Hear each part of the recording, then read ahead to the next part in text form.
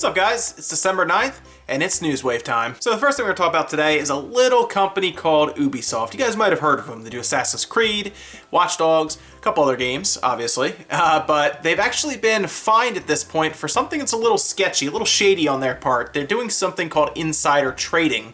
Now, what happened was, back in 2013, before the delay of Watch Dogs was announced, they basically had some people who owned stock inside of Ubisoft essentially sell it. The reason they did that is because they knew it was going to go down when this delay came out. So the idea here is that they had previous knowledge that it was going to go down and become less valuable, so they wanted to sell it at a time when it was at its peak, essentially. Because once you announce a delay of a game, whether it be Halo or Gears of War or Uncharted, stock generally goes down in a company because the people then know that they're not going to see sales when it's supposed to happen in that quarter. In that case, it was pushed to 2014 from 2013. So a lot of people at that point would sell their stock knowing they wouldn't get a return that year, move on to something else. Well, they decided that they would sell it before it dropped, which it did dropped about 25%. They decided that they would go ahead and sell it to get their money while they could. Now, there's a French company. It's basically titled AMF. I'm not going to attempt to pronounce it because I don't really know French very well. But basically, their job is to monitor the French stock market, essentially.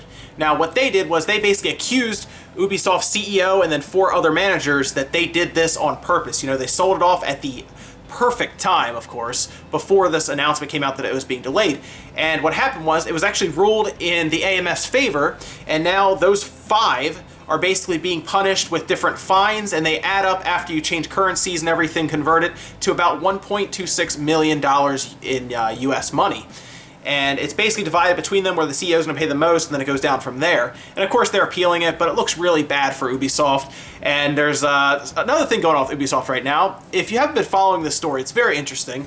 They are actually in the middle of what is a very slow and passive hostile takeover. There's a company called Vivendi, which is actually attempting to buy most of Ubisoft's stock in an attempt to eventually take the company over.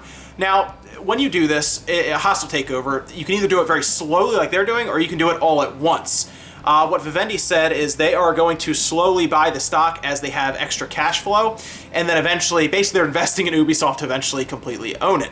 Now, you don't need to own a company 100% with stock to basically run it. You need 51%. You need basically more than half. So they are eventually building up to 51%. And as of today, after buying another little flow of stocks that they did, they are at 25%. So Vivendi is getting very close to owning Ubisoft. And what will happen then, I'm not sure. Vivendi is known very well for doing a lot of microtransaction stuff with mobile ports, things like that. So there's a chance that as soon as it changes hands, Vivendi might do some very weird business practices using their assets like Assassin's Creed and Watch Dogs, things like that.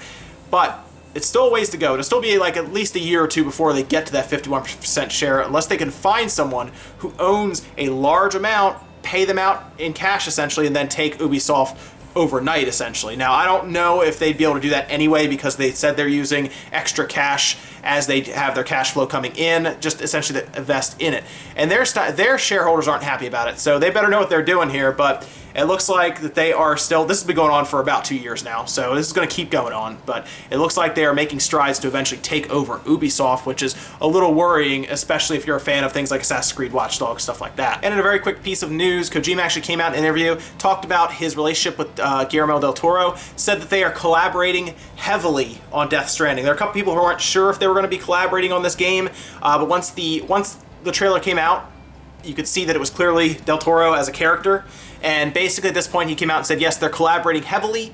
And what we saw in that trailer, I wasn't sure myself, but he confirmed what we saw in that trailer was 100% running in real time on a PS4 console. That means the console was running it completely. So there were no tricks or anything. He's basically saying, yes, what you saw there could be what you eventually see in-game.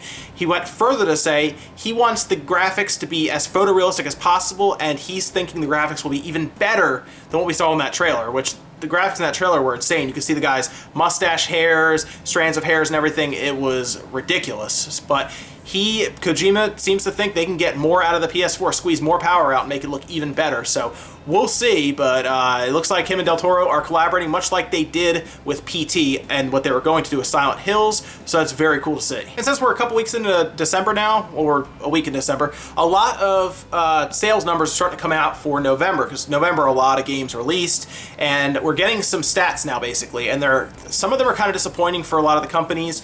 The biggest one appears to be Call of Duty. Call of Duty actually appears to be down about 51% from Black Ops 3.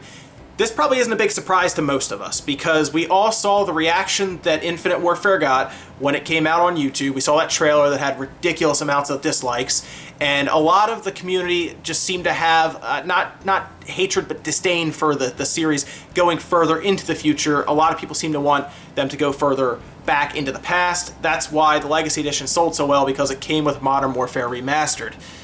But that big of a drop is significant, and analysts are basically saying that it's bad for the entire game community, because that means that spending was down significantly for games, and nothing really took its place. Despite Battlefield 1 and Titanfall 2 being out, it still did not take up that 49% or the 51% that was missing, and that's a big deal, because overall video game spending has then been down. So it hurts Activision a lot, but that tells me that they're going to have to go the extra mile next year to make sure that whatever they're coming out with Call of Duty-wise is going to be, I guess, top-notch and what the fans want. Because if they just made a Call of Duty game that all the fans actually wanted this year, it would have sold just as well as Black Ops 3 did.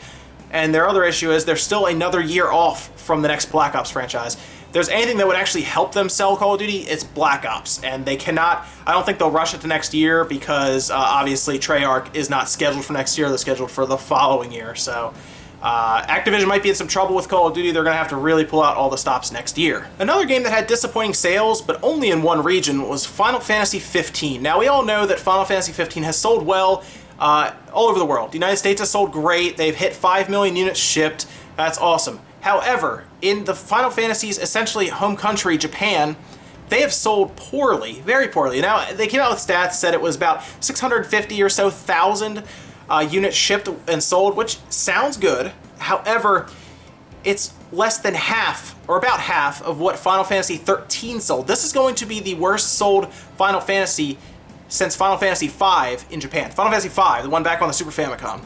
That's how bad the sales have been for Final Fantasy 15 in Japan, and you know, I think it's kind of obvious what happened here. I think Square came out, they wanted to make a Final Fantasy game that would sell really well to the Western audience, and it has. It's definitely not a traditional Final Fantasy game. It has more action-based, you know, combat and everything, and I think that turned a lot of the Japanese crowd off, and I also think, from what a lot of people have been kind of speculating and talking about, Final Fantasy 13, while I actually thought it was okay, I actually played through it and didn't think it was a terrible game, a lot of people did, they're thinking that Final Fantasy 13 may have turned people off to the point that they were more hesitant to buy Final Fantasy 15, and they didn't buy it the first week. Now, this could still sell over time and make up ground, you know, just throughout the holiday season, going into next year, throughout next year entirely, because all this DLC is coming out. There's a chance that it catches up and then ends up passing them anyway, but initial sales have been bad, so the DLC is going to be critical in Japan especially. And guys, our last little bit of news today comes from our friends over at Sony. They announced Project Field today. Now, when I saw this, it made me think of a game way back when on the PS3. Some of you guys might remember this. It was Eye of Judgment, and it was an interesting game, interesting concept. It actually used a camera and then the augmented reality where you put a card down and it would actually load the creature on top of the card. Very cool idea. It did not catch on. I think if the game itself, the card game itself, was better, it would have caught on. Or if they had partnered with someone like Wizard of the Coast and like Magic or Konami, done Yu-Gi-Oh!, I think it would have done a lot better. So what they have come out with now, with this Field project that they're doing, Project Field, it's basically a pad, a gamepad essentially. It looks like a very white, plain pad. What you do is you actually sync it up to like a tablet or a smartphone or something with Bluetooth like that would work with it. And what it is it actually will detect cards that go on top of it, and you'll see the action happen in front of you on the tablet. So in a couple of the pictures, they show an iPad that basically connects to two different pads while kids are playing on them. and it's very cool. It uses like NFC technology, so the cards will have basically little chips in them that, much like Amiibos do, that will tell them what's on top of each space. And this is a cool idea. I think it's kind of neat to see like card games probably start to finally move forward a little bit here. Card games have been kind of stagnant forever.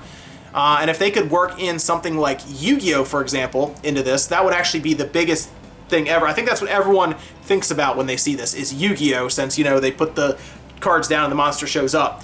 They could completely do that here, where you put the card down, the monster shows up on the iPad, but they would need to license and then partner with Konami. I don't know what their thought process is here. I don't know if they want to come out with their own card game for it, or if they want to try to pick up other companies and actually make these card games a reality on this Field tablet. But they would have to get popular ones. Magic, you know, I don't know if they'd be able to get Pokemon, because Nintendo has some kind of say in that. But I could see you know, Yu-Gi-Oh show up, Magic show up. There's a couple other ones that I'm sure are kind of niche-based, but they would need something big. They could also even talk to maybe Valve or I'm sorry, Blizzard, and maybe come up with something with Hearthstone, where they actually have a physical release of Hearthstone. A lot of ideas out there. So I'm always enjoyed technology coming out. I think it's pretty cool to see that, and we'll see where it goes from here. But I'll keep you guys updated in case anything cool, like a partnership between them and Konami for Yu-Gi-Oh come up. Anything like that, I'll keep you guys informed. And guys, that's going to do it for Newswave today. Not a ton of news. Some sales stuff came out, everything like that, but nothing really announced for the Switch. Nothing really announced for the PlayStation or Xbox. But we'll keep up to date with it, and maybe we'll have some more news tomorrow. There's a couple other things happening tomorrow too, including a new Nintendo Switch cousin, and a few other videos I'm going to film as well. So I would keep an eye out on the channel, and I will see you guys next time.